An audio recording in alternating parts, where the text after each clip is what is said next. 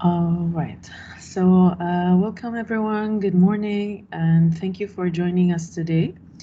Today, our lecture is being presented by our very own faculty member, architect Fariel Khan. And as you know her already, our famous instructor for basic. Just a little bit of information for whoever is have not been having the pleasure of having Mrs. Ferial as a teacher or as a colleague. Um, so Mrs. Ferial is a senior lecturer in our Department of Architecture and Interior Design, and she has 29 years of teaching experience in architecture, interior architecture, and interior design. She is an architect and holding a bachelor and master degree in architecture from Bangladesh University of Engineering and Technology with a specialization on architectural conservation. She also holds a postgraduate certificate in academic practice from UOB and has been awarded fellowship from the Higher Education Academy in UK. Her research focus on architectural conservation, environmental issues, green architecture, sustainable architecture, and design education. So as an editorial assistant, she has assisted in research work to produce 3 books for publication on architectural conservation and historical preservation in Bangladesh with the grant of the Getty Foundation from USA. So today's lecture is entitled Approach Towards Merging of Design Theories in Interior Design Space Planning. Over to you, Mrs. Farial. Okay, thank you so much, Dr. Tamadher, for the introduction, and thank you all for coming today to this in this presentation, and thank you for giving me the opportunity to share my experience in teaching basic design and how I have tried to merge the design theories to interior design space planning. Let me share the screen.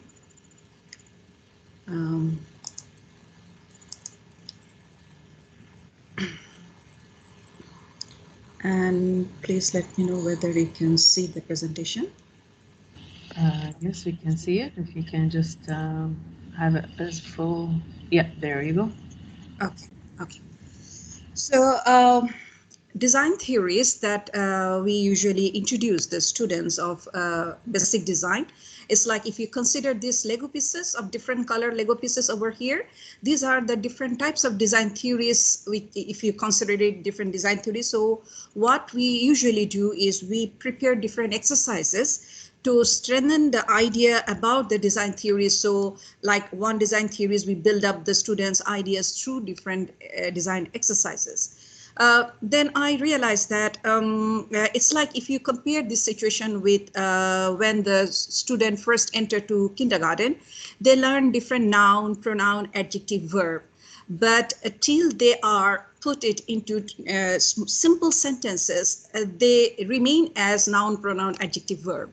With that intention, I try to make combining different design theories to build up different exercises where one was the main design theory, but additional design theories were added to enhance the knowledge about the exercise. And at the same time, I try to also see whether that can be applied to interior design space planning. So starting from exercise 1 in basic design 1, I try to focus on how the students can learn about the interior spaces by applying those design theories. In this mission, I try to apply the constructive learning theory. The central idea, as we all know, that human learning has to be constructed, and the students make a very meaningful connection among these 3 components. They make a connection between the prior knowledge, new or modified knowledge, and new learning experience to build up their knowledge in a strong base, with a strong base. I also wanted to create a constructive alignment of intended learning outcomes, teaching learning activities, and assessment tasks. I added a new things in this academic year 2020-21 first semester, starting from first semester, the analysis part. There was a reflection part at the end of each academic year on their work, but analysis was not there that way. So this semester, starting from the last semester, this analysis part, analysis, explanation, logical explanation, that was added for deep learning. So the presentation today I will give, it is divided into two parts. The first part is based on the basic design 1 in academic year 2020-21 semester 1, where we, all the teachers, the team introduced these 5 design theories to the students through different exercises. So this is a glimpse of the design theory which was communicated through different lectures. The lecture 1 was based on elements of design, where the student learned about the point, line, plane, form, space, color. Not only that, they also learn how those things are visible in interior spaces, the different kinds of lines, even the forms, subtractive form, additive form, all these things they learn in this lecture. And then we frame the exercise, which is based on the application of the design theories, design elements in 2D and 3D composition. And later on, they had to develop some grids and apply those knowledge to interior design layout. In this journey, they had the prior knowledge, which was the basic idea about the basic shapes, which they have learned it in school, geometry. Basic shapes means circle, square, triangle. And the new knowledge there we introduce them. It is the design elements in 2D and 3D and how they could make the grid design. In step 1, they choose any design elements. It could be line, shape, or even combination of shapes together, and then they had to develop whatever they choose, they had to develop the grid based on that selected shapes. Also, they were trained to make this kind of arrangement so that they know that how those selected shapes can be added and be together to create composition. They were also were familiarized with this situation that the triangle is not only a triangle in a paper. The triangle, you can see it also in furniture design. That can be only a table, that can be a combination of table, that can be a line on the ceiling, even hexagonal shapes, how they come to the interior spaces and so on. So at the beginning, they made a 2D composition. Keep it in your mind that this is the first time the student came in the university. They have no clue about design principles or any other design theories. So we communicated with them that just try to give some kind of focus to your composition. Try to make importance in your composition. So that importance could be created in terms of color, in terms of height. So they made this 2D composition, and later on they made it 3D composition. And the student who took the L-shaped design, they were also asked to create a kind of a layout where the L shape is the most important part, and also in the 3D images. So before they do this one, we also, as all the team of basic design, we showed them many examples that actually L shape can be a sofa. L shape can be a table, it can be a counter, it can be a display units. So like that, whoever choose the U shape, they use this one as an arrangement in a restaurant. This is a wall treatment with the L shapes. So what I will do in this presentation, I will show one example in detail, and the rest of the things, some of the things will come as an example. So these are more examples of the same exercise. You can see that this student used choose the square shape, then her grid was different than others. And then she tried to make up this 2D composition. Then she come up with the 3D composition. You can see that some places of her composition, she also gave importance to get our attention. And then later on, she applied those lines of squares or cubical shapes to design some interior spaces. This student worked with the triangular shapes. You see that her grid changes based on her selection. And then these are some of the interior layout. more example of triangle. Another student's work, you can see also they play with the triangle on the surface layout. And we also showed it to them while we were explaining it in over here. If you see this part, we also showed them that how the triangle, not only the outer shape, also the treatment on the surface can highlight the elements of design the student has selected it. You can see that this is triangular shapes. Not only that, they could make somewhere empty space, somewhere carved complete area, and even some students were brave enough to work with this kind of challenging shape, and they did the work. And these are some of the examples of the student work working with the triangular shape, working with the square shapes, and so on. Then in next design theory, we introduced the design principles, where the student learned about the balance, symmetrical, asymmetrical, radial. They learn about harmony, unity, and variety, contrast, rhythm, emphasis, proportion, and scale. And these are glimpses of the design theories of the lecture that they learn it before they come to the exercise. Then we introduce the exercise where the students needs to have a clear understanding and application of the design principles to create 2D and 3D composition. And they also had to do the same application of the design principle for the arrangement of interior spaces in 2D and 3D. Here, the prior knowledge was the design elements that they learn it in exercise 1. They also learn different kinds of grid making. They also learn how to do the model. And the new knowledge that they learn is the design principles. Here in this exercise, they had 3 parts. The part A had 2D and 3D composition. Part B was application of design principle in plan level, in 2D, and then in 3D level. This is an example of one student where the student, this grid actually we told them to have use the same grid, but they could choose either square, triangle, or square or circle to make one design composition. So the first composition was one shape and one design principles. So you can see here the explanation or the logical explanation of why they are calling it as an asymmetrical balance. They had to justify it here.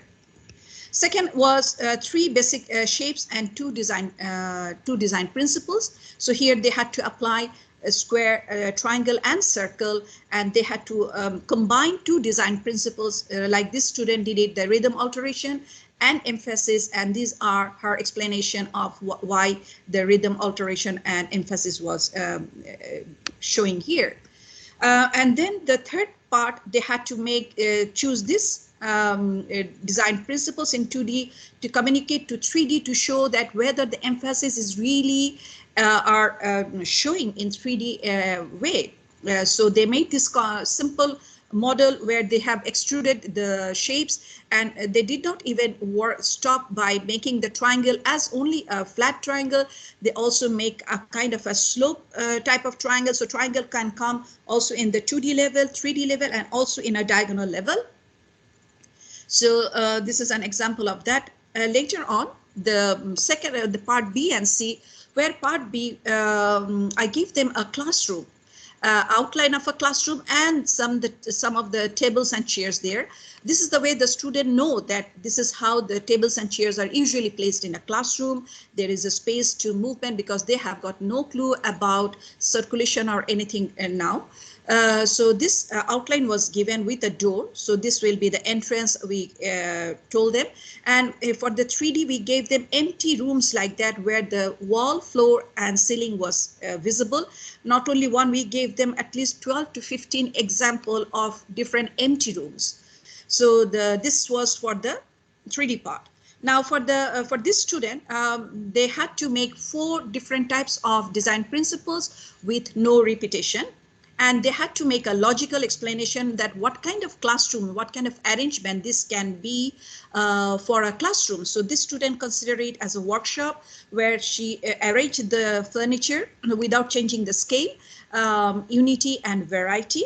And here she explained that the unity was the same size of the tables and chairs and variety of different color and group of arrangement. Here this was emphasis, and she considered it as a debate class, and emphasis was given with the central 2 tables as a dominant features, and maybe the leader of this debate team can be placed here. This was the symmetrical balance. Student considered it as a conference meeting room where the symmetrical balance was arranged from the central axis. And then the radial balance, this she considered it as a discussion classroom. The tables were radiating so that the teacher or the people in charge can have the discussion like that. Later on, they applied the asymmetrical balance of the first working board. She had the first working board as asymmetrical balance. She had to apply these things in interior spaces like that. So here, this is her room she was given, and with the help of PowerPoint, the student collected all these design elements, which they learned it in the first semester. What are the design elements? So she picked up different design elements, and with a perfect alignment and the scale and distance, all these things, she arranged these things, and the explanation was given as the asymmetrical balance. Then this one was her, if you remember, the second workboard was rhythm, alteration, and emphasis. So she chose this classroom, these spaces, and then she arranged these spaces, a living space where the emphasis was given and the rhythm alteration was created with this way. Each and every part of this arrangement was collected from different sources, and we guided the students while they were developing their work in the during the class time. The additional example of exercise 2, application of design principle, these are the work of other students. You can see that they have done a wonderful job of making the composition in 2D and 3D. And then they also arrange the classrooms in a different way: symmetrical balance, radial arrangement, rhythm repetition, rhythm alteration, and then interior spaces as emphasis. Then this is rhythm alteration and symmetrical balance, emphasis and unity and variety, and everywhere they have written the explanation or justification of how they have achieved that. More example, this is emphasis and rhythm alteration and emphasis. And this is also another example, and harmony. Let me show you one part, that each part you can move it to make this composition, even lights, even this part, even the curtain. You can move all of them and see that the empty room, you can see it. So they carefully selected each and every part to bring this arrangement. Then the third design principles, third design theory was communicated to them is the spatial organization, where they learn about centralized, linear, radial, cluster, and grid.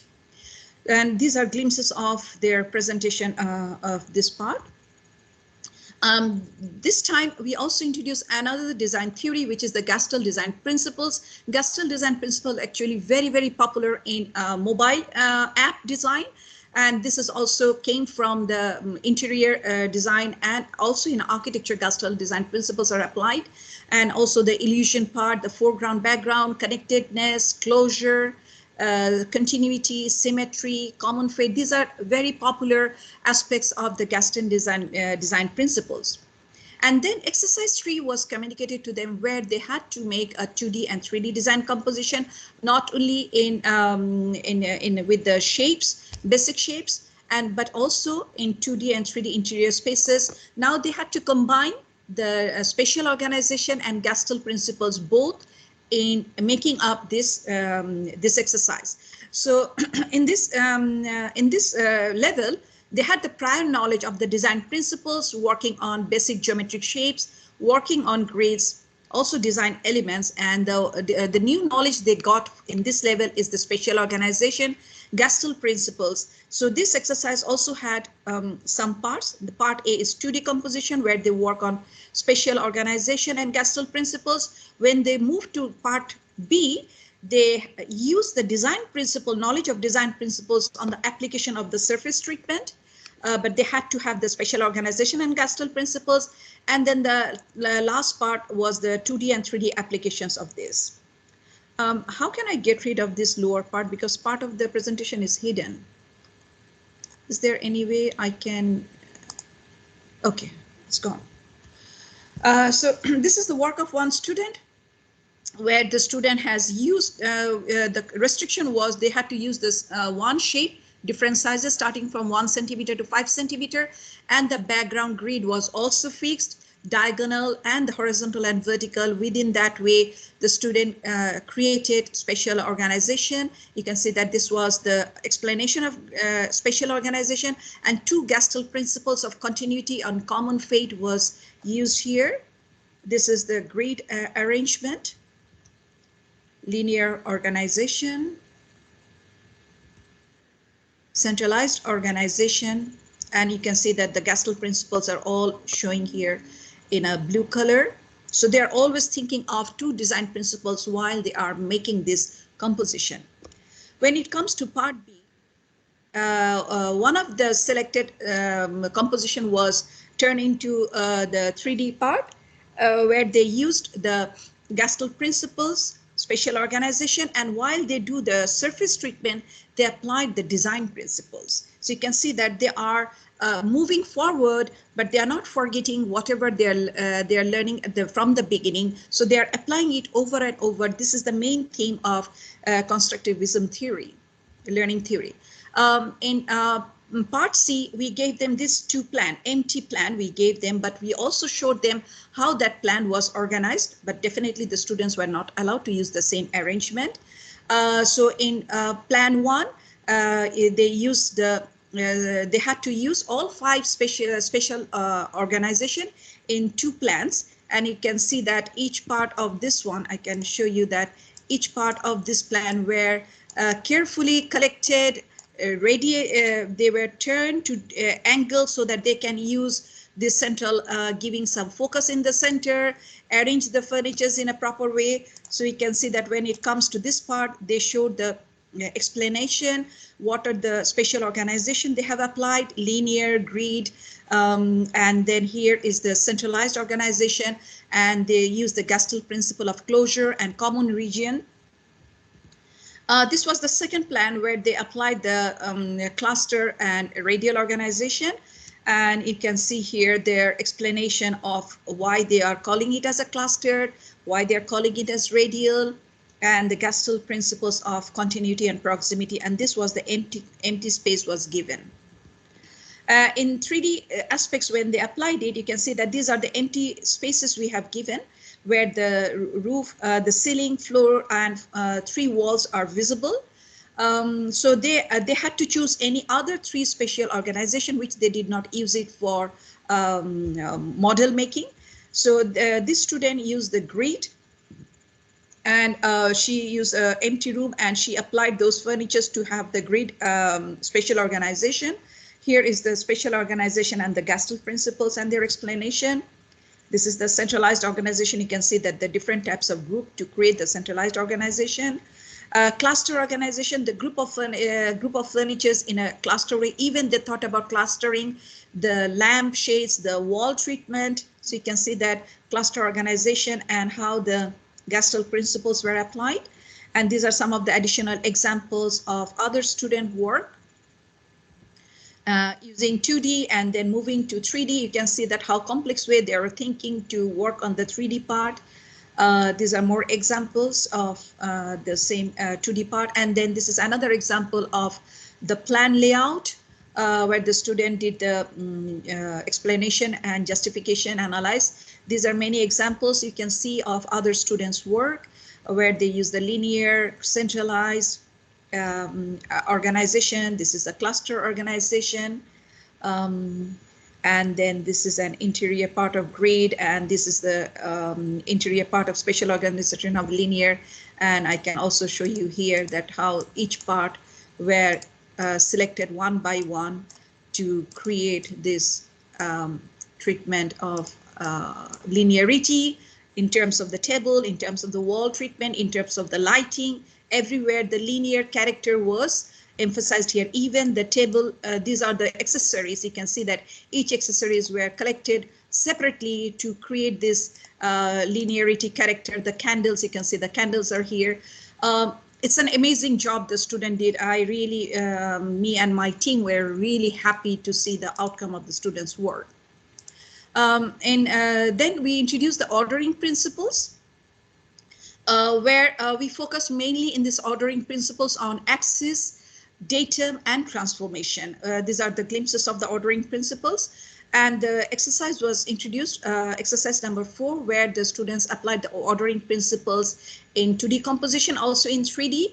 And you can see the interesting part of this part here. We also showed them when they are using the ordering principle of transformation, how they can do the transformation, that when they do the transformation, they must have a kind of a grid behind their main shape.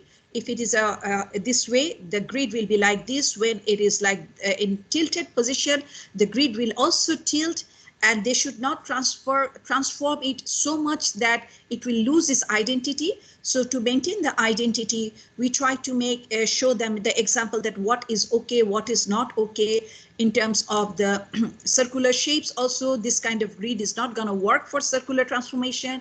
And we also told them that too much of cutting may lead to lose its identity of the basic shapes. And then these are several examples for the triangle, for the circle, for the square. We showed it to them. And then here they had the prior knowledge of the design principles, working on basic geometric shapes, working on grids, and the new knowledge they got it here is the ordering principles of axis and datum and transformation. So this exercise had got 4 parts. Part A, they had the 2D composition where they choose either axis or datum. Second one was either axis or datum, but the second one had to choose, one of them had to use the transformation of ordering principle, and then they applied it to the interior spaces. Okay, let's start the journey. You can see here the student used the axis here, and you can see this part. This composition was based on creating axis where there is a central node of arrangement. Then they use the special organization of datum. And then this part is the part B, where they try to choose one of this composition, either this one or that one, and they had to apply the concept of transformation of ordering principle.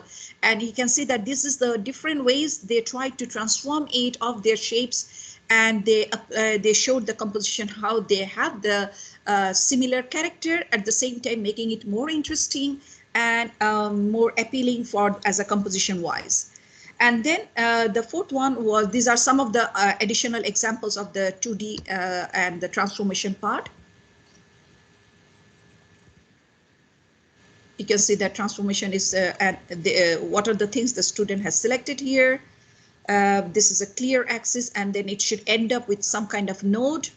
You can see that this transformation is nicely done, and all this, while they did the transformation, they did not do it randomly. They had to follow some kind of design principles, which they learn it in exercise 1. So symmetrical balance she applied, the rhythm repetition, rhythm alteration, then symmetrical balance. So she justified her transformation, and these are different ways she did the transformation over here. Then we gave them 2 plans, and we showed them how this plan actually arranged here, and we cleared the space, and we gave them this 2 plan. And of course they could not use the same arrangement. So this student has used the, this is the plan, and she arranged this part where she used the axis. This is the main axis. It ended up with a node. It's an office space. You can see that the people are working in an office. This is a central area of working together. So they are now have the experience of arranging simple room to complex arrangement with by applying different design theories. And then this is another part where the student applied mainly the datum part, how the datum is created, and so on.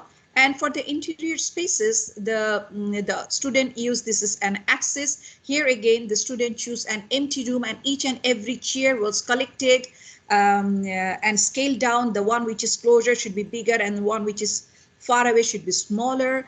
And then these are the empty room for this student, and she created this axis. This is for the datum part, and these are the explanation of how she used the datum, vertical plane datum, horizontal plane datum, volumetric datum, and so on. Even they were tested at the end of in the final exam. All these design theories were tested for their final exam. This is an example of one of the question where we gave them 2 images, and then the student had to choose one image. They had to do both, So one image, they had to show the 2 design principles. It's here. And they had to explain it in terms of the graphical image and written explanation. Another question was, we gave them an empty room and some furnitures, and they had to use 2 spatial organization and 1 Gestalt principles. So this is the different example of their final exam work, and these are the explanation part. Another question was, we gave them 2 images, and we asked them to make the explanation in terms of datum and axis in graphical and in written form. So they did it here. These are some of the examples of their answer. We also gave them an empty room, and we asked them to apply 2 design principles, freehand sketching, shading, and hatching techniques, which we did not put it as a main exercise, but we trained them the shading and hatching techniques in pencil, and there they added some colors to create these interior spaces. This is the end of part 1, and then I will start the part 2. So here in this part 2, these are the design theories I have my team and me and my team introduced to the basic design students, the freehand sketching, hatching, and techniques in color. Then color scheme and color theories, texture, form, space, spatial relationship, concept, scale, proportion, anthropometry, and circulation. So this is a glimpse of the first freehand sketching, where they learn about different kind of hatching techniques and tonal values. By the way, after introducing this exercise, we did not ask for the submission. We gave them 9 weeks time to excel their skill, and time to time to show us how they can develop their freehand sketching quality, how they can improve their freehand sketching. But since we have a very limited time in each semester, we considered this exercise as a self-taught exercise, giving them some level of empowerment to develop their skills and learn it from their side. And of course, we as a teacher, we always guide them whenever they approach to us to get any feedback. We did not stop for the submission. We introduced the second part, which is the color and color theory, where they were introduced with the different characteristics of color, the tonal values, and then the contrast of colors. Many things actually they learn in this color and color theory, and they were also introduced with the 10 different types of color schemes, starting from achromatic scheme, split complementary, complementary, analogous, secondary. All the 10 types of color schemes were introduced to them. And then this exercise, actually, they had the prior knowledge of the design elements, grid development, design principles, and Gestalt design principles. And the new knowledge they learned about color scheme, tonal values of color, creating depth and motion. So as we all know that color is the main thing that we see when we open our eyes, and that create a big impact to any interior space arrangement. So they were asked to create a kind of illusionary things through colors, creating a depth and motion of 2D composition so that they can feel that there's a 3-dimensional part, and they could do it through progressive line or intersecting lines of grids in this composition. So here you can see that they were also encouraged to check different illusionary forms in internet. So, but they were not supposed to copy the entire composition. So the student were allowed to select 1 or 2 objects, but the rest of the object, they had to apply it to create her own composition. And then they had to apply different kinds of grid. This student had a kind of a grid, which is according to the alignment of the shape. The student created the grid and created the tonal values. And also you can see that also the background part, there should be something. So it gives a much stronger, stronger appeal to the 3D composition. Later on, they had to analyze their final composition, like she considered it as the design principle of emphasis and the Gestalt principles of foreground and background and continuity. You can see that there's a continuity of the shapes. And here is her chart of the tonal values she applied. Here is the list of the color schemes that she applied, and her justification over here of the explanation of this composition. These are some of the other examples. You can see that students did a beautiful job in this exercise. to create different motion and movement through colors.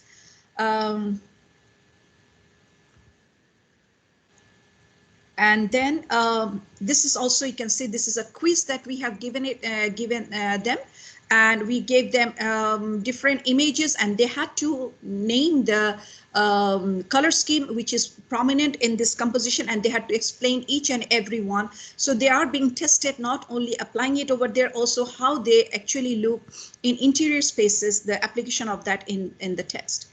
Then we introduced texture. This is an amazing outcome. I would say that this is an amazing outcome of this learning this theory.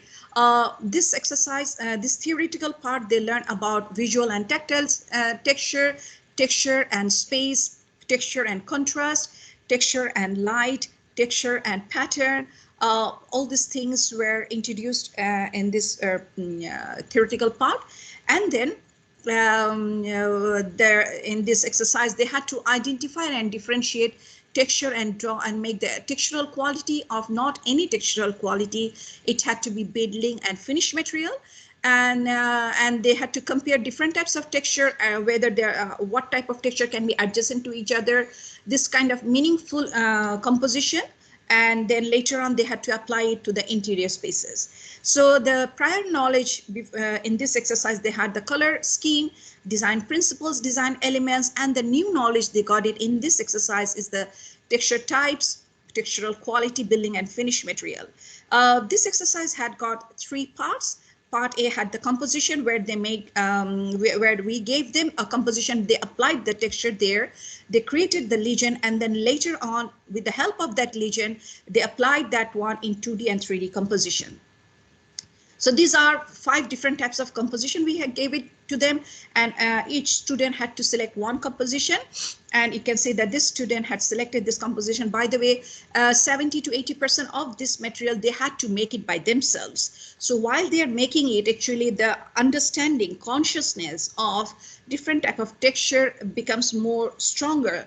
The student had created different kind of, they learned different types of materials, which one is even size, uneven size, medium rough, smooth texture, and whether the rough texture should be beside the smooth texture. This kind of understanding were developed in this composition.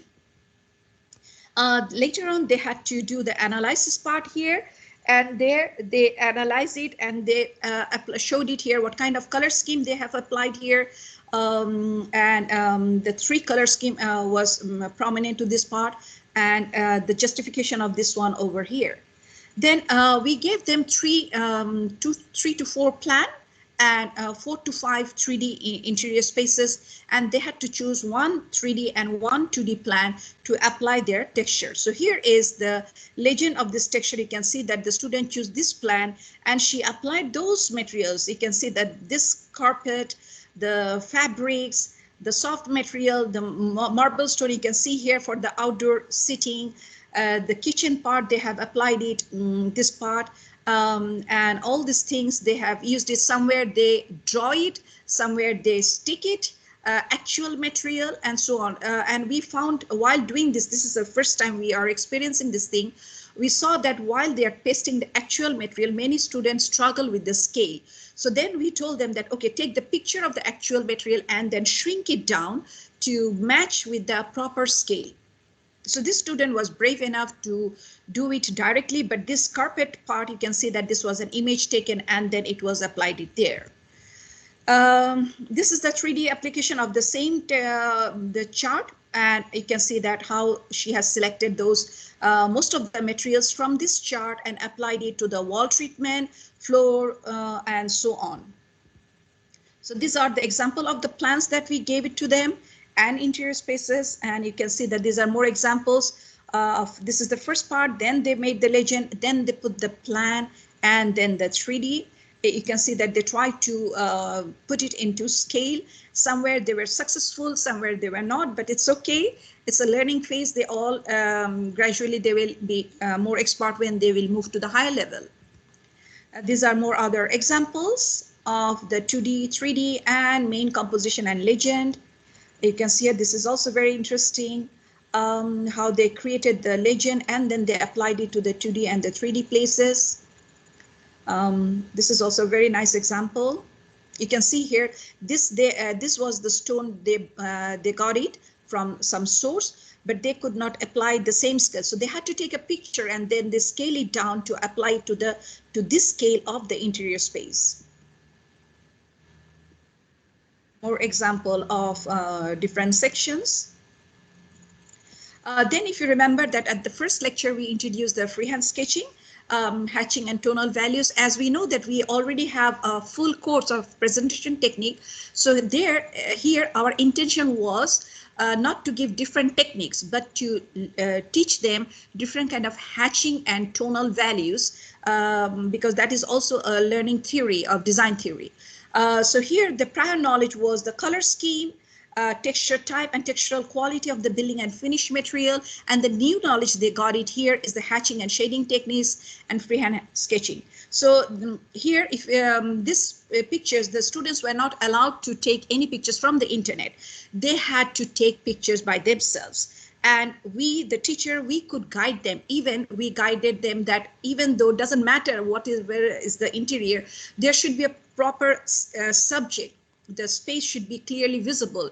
There should be proper light and shade. And even we used to guide the students through our online teaching that now switch off the light on the right hand side, move the curtain. Okay, now close the curtain. So the student kept on taking different pictures till the picture comes out with an acceptable level.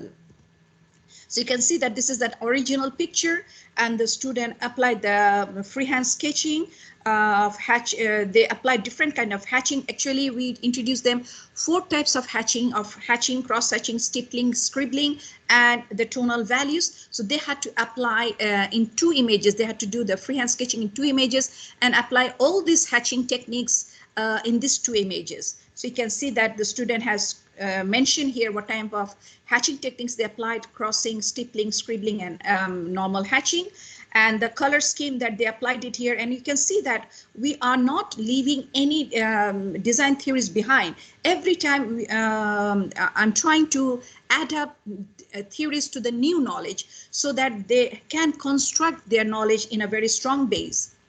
These are example of some more interior spaces of their freehand sketching. Amazing work, they did it, amazing work. You can see that she tried to do the stippling here to create this shadow. And these are some analysis of their work. Then we move to the last 2 exercises, which is based on the form and space and other theoretical knowledge plus the previous knowledge. So in form and space, students learn about the space defining element, which is the vertical and horizontal planes, and the vertical planes can come in different way. It can be simple wall, it can be L shape, it can be even lines, then U-shaped spaces to combine this to define a space. There can be depressed plane, elevated plane, all these things they learn in this lecture. And then we introduce them concept development, how they can develop a concept. So they learn about mind map, concept mapping, concept analysis, concept statement, concept mood board preparation, and not only that, they learn also 10 different types of concept categories. It can be scientific, formalistic, mood-related, stylistic, imaginary, functional, thematic, experiential, ideological. These are the things they learn about in this lecture. Then we introduce them the spatial relationship, how the spaces are connected to each other. It can be space within a space, interlocking space, adjacent space, space linked by a common space. So these things they learn it to apply it in exercise number 4 and the final exercise. Then we introduce them the anthropometric and scale and proportion, where they learn about the human body anthropometry, structural and anthropometry, functional, ergonomics, human scale, proportion, all these things they learn it in this lecture. Also, they were exposed with the circulation, what are the relationship between a main path and the other part which are linked to this path, what should be the entrance, the different shapes and configuration of the path, and major circulation, minor circulation, all these things then they learn. And they will introduce the second, this is the exercise number 4.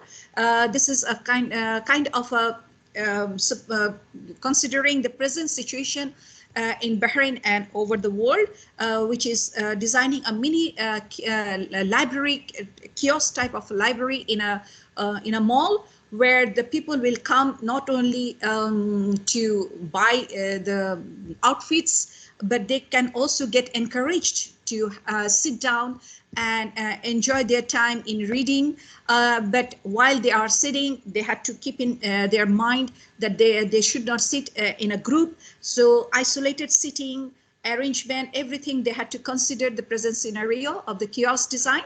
The student had the prior knowledge here, the design elements, principle of design, spatial organization, color scheme, texture, and the new knowledge they got it, as I told you, just a few design theories, the form and space, circulation, concept development, scale, ergonomics, anthropometry, and the space defining elements of horizontal and vertical planes. So we gave them a space design area 6 meter by 4 meter, and they can make plus minus 2 meter on both sides. And but they had to make 2 to 3 basic shapes interlinking together to create this kiosk design. So they started with the concept development, where they did the mind map to develop the concept title, like this student did the unity and variety. Then they did the concept mapping. Then they moved to the concept analysis.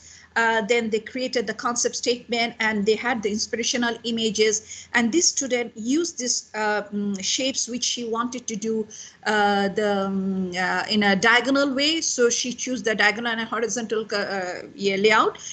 For the circle, she should take the radial lines. But anyway, this was her main part.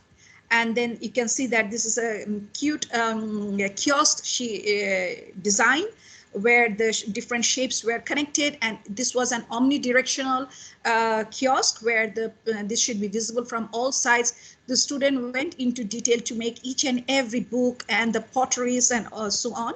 I think there is a video I have included here of her presentation. Yes, this is a video of a very small video, a few seconds. So you can see that she tried to make it realistic, where the spaces are connected, even enough space, sitting arrangement where kept it as isolated. Some can sit from the outer side, inner side. Even the spaces of sitting was only for 2 people. So maybe those 2 people can be from the same family member. I can show you over here also. You can see that the sitting arrangement to the outer side here, the outer side, this areas which is coming out from the spaces, they put the sitting areas. So this was with our present situation of COVID situation to support or to create things. You know, the innovation comes with the situation or the problem. So the student has had to deal this situation, and then they analyze their 2D plan, what kind of design elements they have taken. Actually, our expectation was more to analyze it more. Then design principles, and these are the color scheme they choose, what kind of texture they have applied, not only on the plan level, also in the elevation treatment, and also in the 3D level, they did that part, and they analyzed their model. These are some other examples of this kiosk. You can see that how basic geometries were connected to each other, and these are the areas where the sitting areas for reading, they had to fulfill the counter. And you can see that they were very excited to create this kind of even images, books, people are sitting inside. And these are the glass spaces. So while people are walking through this area, they will get interested to come and see interior. This student did with the 3 circles, and you can see that how beautifully she dealt with the grid to create these circular shapes and to create this form at the end. And she also had the sitting outside. Even they thought about the plexiglass that they can give it in between the sitting areas. This is the analytical part of this color scheme they apply, design principles, different textures in 2D and 3D, and also they did it for the elevation treatment. There are more examples are here. And you can see very clearly over here how the basic shapes were connected to create these spaces and so on. Then we reach to the final exercise. This is the design of a studio apartment for self-quarantine. In fact, when the pandemic started, we were the second semester of the last academic year. We introduced this exercise the last year. And this year we even made it more advanced in terms of analysis, in terms of application of design principles. So in many ways this was, but the space was given same. And if you understand, this is the space for our building number 33, room number 102. So always from the beginning, I'm teaching basic design. I'm always giving this classroom as their final exercises, but not a studio apartment for self-quarantine. It was different exercises. Sometimes we gave the students resource center, but this year and last semester we gave them as a studio apartment for self-quarantine. This is a new experience that we are all experiencing. So here the student had to apply the comprehensive knowledge about the theoretical and practical knowledge that they have acquired in basic design 1 and 2. So there they had to bring all the knowledge that they used it in basic design 1 and also till this exercise, the new things that they learn about how to do the case study. They learn about how to use the user persona and programming and to establish the functional relationship of different functions and to have a smooth circulation. This exercise had got the prior knowledge of all theoretical knowledge of basic design 1 and 2 and application of the new knowledge of the case study, user persona and programming. They had these 3 parts. First part, they did the research and programming. Second part, they design it, and third part, they analyze it in terms of all the things that they learned it from basic design 1 and 2. So the first part was the research and programming, where you can see that the student did the case study where they talked about the zoning, what they have seen it in plan and 3D. Then they analyze the different kinds of texture which has been applied it. Different kinds of design elements, design principles are there as much as possible. From there, they picked up different furnitures and they created the furniture list here. What kind of design planes have been used, U-shape, L-shape, closure. Even they analyzed the positive side, negative side in this part. So they were aware of the fact of all the things that we do for any case study. Then they did the data collection of the structural anthropometry and functional anthropometry. And they did the ergonomics and furniture dimensions and also for the indoor circulation. They learned about the user persona. And this user persona was a new thing that they learned it. And it was really interesting that they choose themselves as one of the character who is going to be there as a user, who is going to be there. They learn about their likings, dislikings. So based on their likings or hobbies, they could add different design components over there. And this is their daily routine, that how their spaces are going to be used. They also did the concept board. They prepared the mind map, concept mapping for this. Like this one is beauty of simplicity and purity. That's what has concept. And then they did the concept analysis. Her concept category was the stylistic and formalistic. And then they created the programming, and you can see that they went even detail about the major function, minor function, how they did the zoning and functional arrangement. This was her inspirational images. And then in part B, the student made the design of the plan, elevations, and 3D and model. The model was the partial model, and this is the arrangement part. You can see that this is the arrangement they did it of the same classroom of building 33102, and where they used different kinds of shape. And we also introduced them what is the difference between 1-bedroom apartment and studio apartment. So in studio apartment, as we all know, most of the spaces are interconnected visually or physically, and only the toilet part will be closure and rest of the part will be visible. They also did the 3D part, either manually or digitally. That was this freedom we gave it to them. Because this was done at very last stage. There was hardly any time for them to complete. So they did this elevation treatment of interior spaces, and this was a partial model of the work. And these are some of the additional example of other students' work.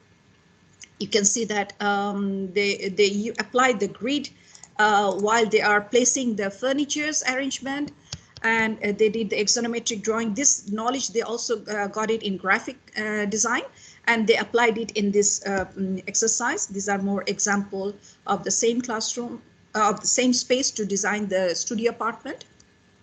And this was done in digitally. You can see that the plan has been transferred into 3D model. And Cohom, there is a very simple program that they applied it to design this kind of interior spaces. This was the same students' work with the elevation treatment.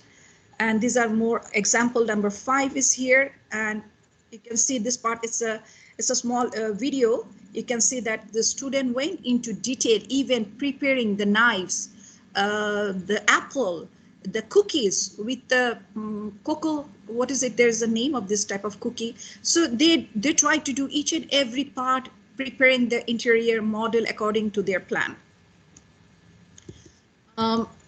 Then the last part was the design analysis of this studio apartment, where you can see that the student has used the application and analysis of design element.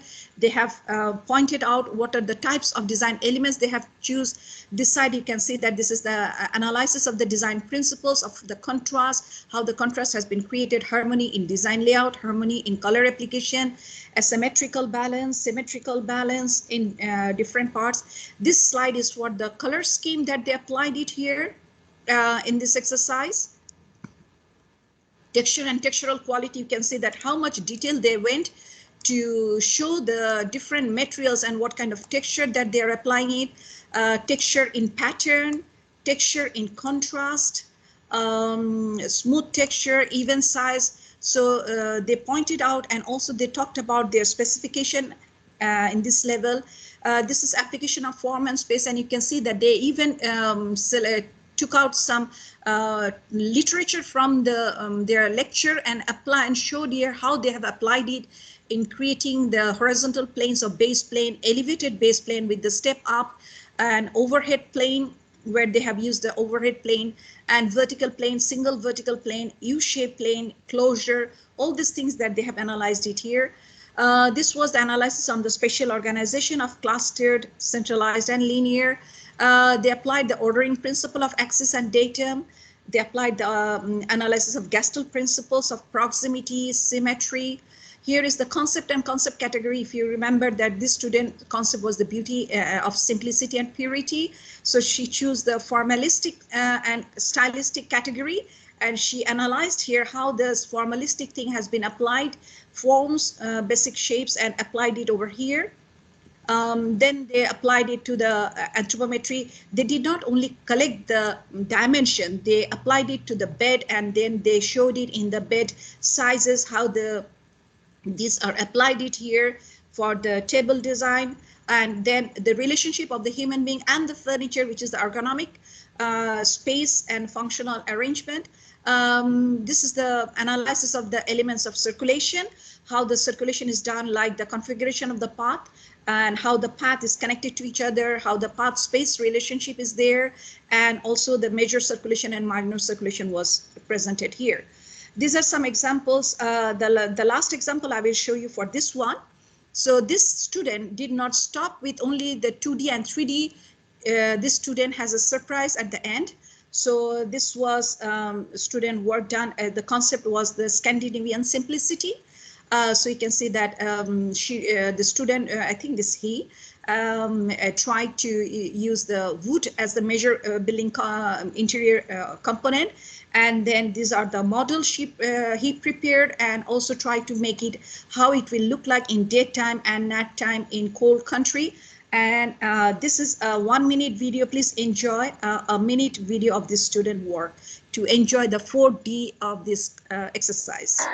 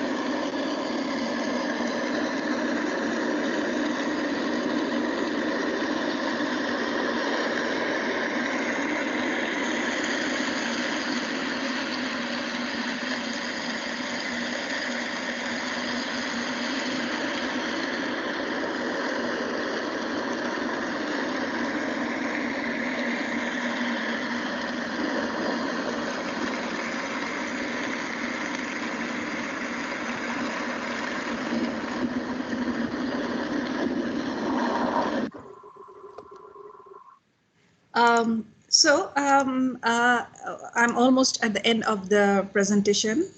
If I make a simple comparison between the previous years and this current year, in previous year, at the end of the second semester, I always gave one or two complete interior design.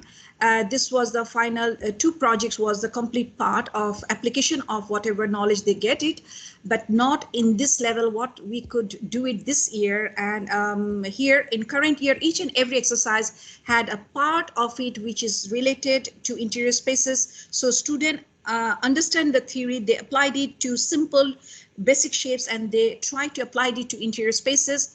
And also the final two projects had the related to the present scenario. And not only that, the sizes and the complexities were more to deal with. So now I really need to hear from you the feedback and your any kind of discussion we can have it, this new trend of teaching learning approach in basic design of merging the theory to interior spaces in terms of application of constructive learning theory, of building up their knowledge based on their previous knowledge and new knowledge, the constructive alignment, new addition of analysis, reflection in teaching learning activities and deep learning. I cannot thank enough my team of Basic Design 1 and 2. They were such a great team, and it was only possible, as you know, that the Basic Design is six sections. Every semester we get 5 to 6 sections. So every single exercise was moderated. Immediately after the submission, we make a grading of ABC category. Then we come to team meeting. We upload our ABC category. We see their work, and then we finalize their grade. And the grade that the student is getting is based on our combined effort of assessing their work and maintaining the level in across 80 to 70 to 80 students in basic design level.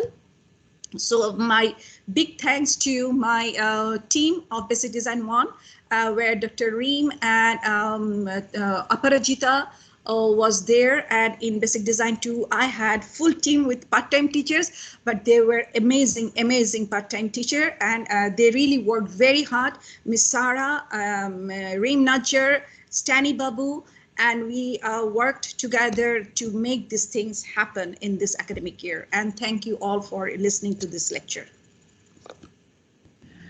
Thank you so much, Mrs. Fariel. I mean, I think everyone in the chat as well, like we're looking at the examples and we're very impressed and amazed with how students are actually developing such a good quality in such early time. I have taught basic design with you last year, and I know how hard and challenging it is to teach the first year students. Everyone thinks that's maybe basic is like the easiest course, but it's really one of the most challenging ones, especially that you are instilling knowledge and introducing design for them for the first time. So very well done, really. So happy and proud to see how it got developed from me as a student, the way I took it, and then the way I started teaching it, and then all the way till today. And mashallah, it's like a really amazing effort and an amazing development. I want to see if there's, so we have a raised hand by Ms. Anamika, but I think I'll just read Dr. Nihal, I think, because she was writing first. So what she said that, sorry, I don't have a mic. And she is amazed by the level of work and the powerful use of simple PowerPoint tools. Yeah, that was like really impressive. In part A, to express ideas from 2D to 3D. So her question is, what are the tips that you can give for Design 1 instructors to continue this great amount of knowledge? First of all, my tip will be for the students of basic design. Don't forget what you learn in basic design, because their life should be much easier when they go to the design 1 level. And they will, of course, the project is different. They also learn how to add the shapes to different shapes. That is also part of design 1 project. The design 1 teachers, they are all very experienced, so I am no one to advise them. I can just make them understand that the student has a very good base. So they should not think that they are not coming as a fresh. They have already learned how to apply different design principles over there. Yeah. I mean, it's amazing. I think what's important is not only establishing a good base, but also continuing on it and sustaining it for the coming years. Exactly. I mean, it's really great to see them how they apply the form and the principles within the the Photoshopped or the PowerPoint scenes. Those are amazing for someone who just started doing the perspective and putting things together and furniture. And I think sorry to cut I you. think Actually, it's very useful.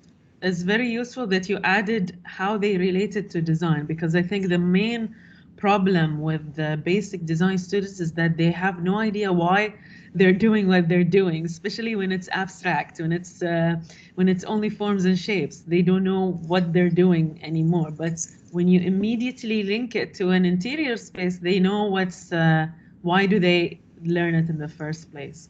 Exactly.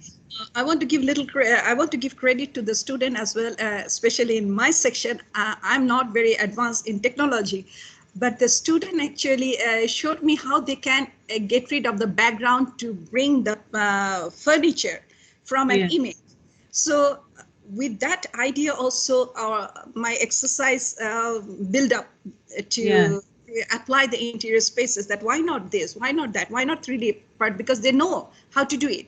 And one student did it, and then others also learned from there. So technology, this young generation, they are way advanced than my generation. Of course, I'm not talking about you. So they can apply their this knowledge to build up their much stronger base and future in their higher level.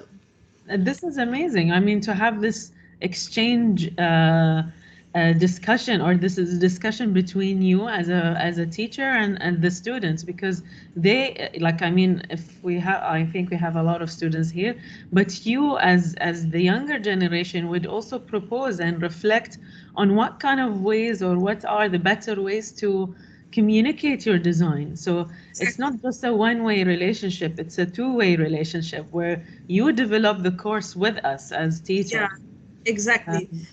Another thing, when they did the last exercise, when they came to the case study, I told them that there are many examples in studio apartment, but try to look for something where you have got 2D and 3D both.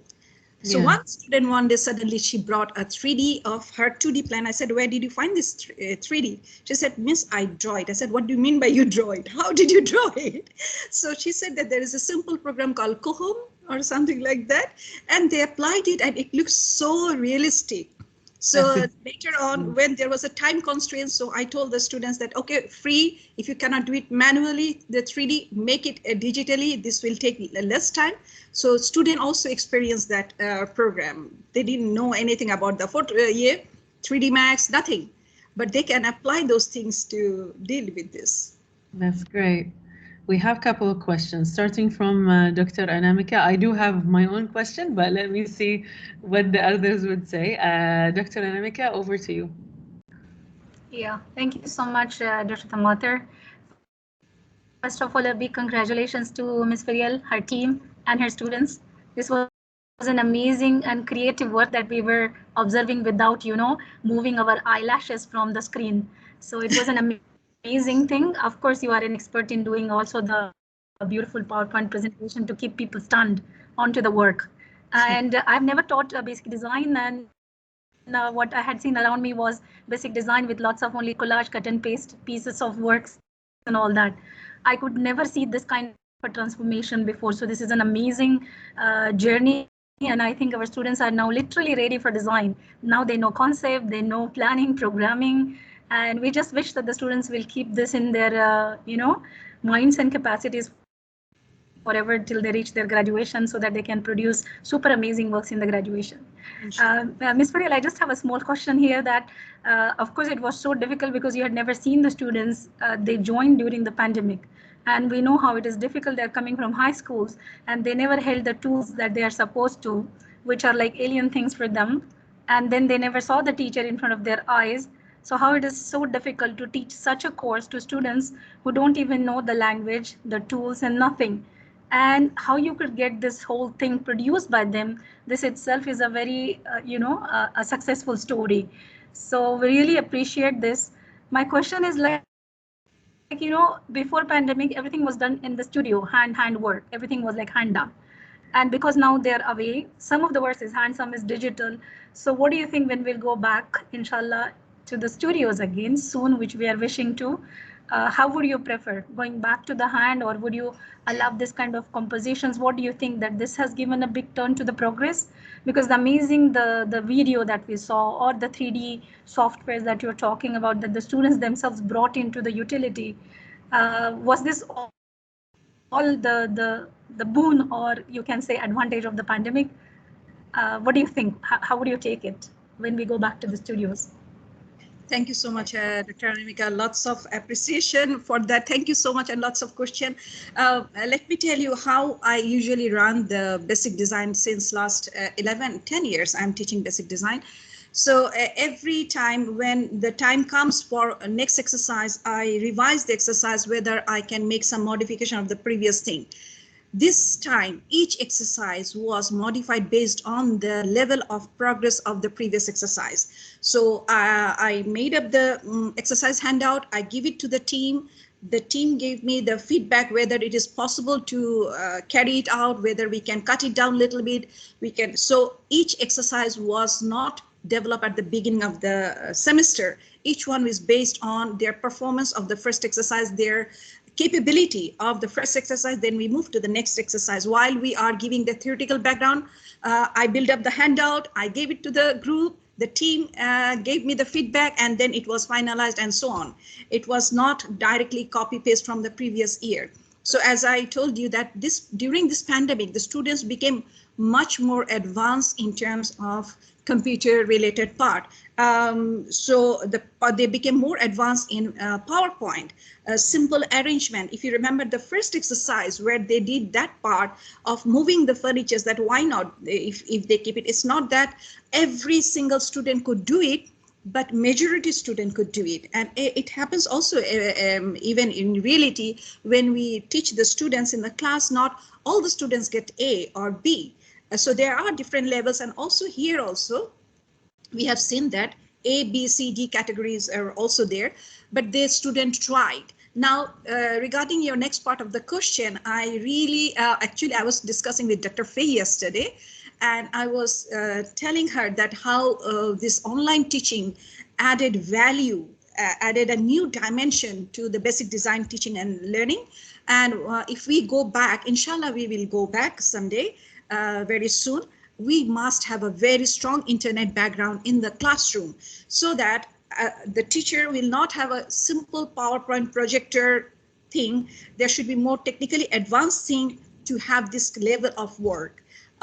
So this is my solution, that we have to have a very strong technique, because we guided the student. We gave them so many examples for each and every design theories. When they designed the classroom, we showed different classrooms. When they showed the interior, we showed them many examples of.